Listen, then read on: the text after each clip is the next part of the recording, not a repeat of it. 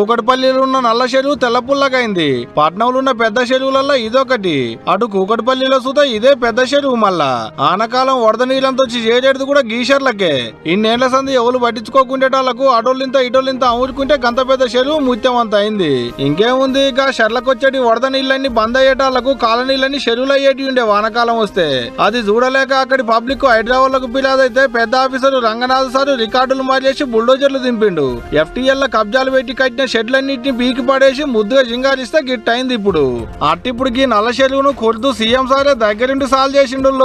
ఏం తక్కువ 30 ఎకరాల చెరువు అల్లింత ఇల్లింత అమురుకోగా ఉత్త 16 ఎకరాలే అయింది.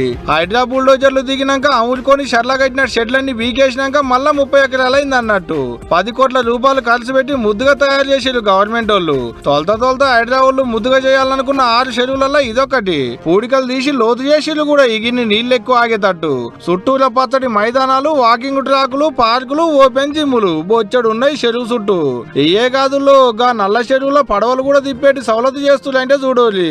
ఇదంతా చూస్తుంటే రేపు మన పట్టణానికి వచ్చేటి టూరిస్టులు చార్మినార్, ట్యాంక్ బండు, సెక్రటేరియట్, అంబేద్కర్ బొమ్మను చూసేందుకు పోయినట్టే నల్ల చెరువును చూసేందుకు కాయిసి పడేటట్టు పోండ్రి.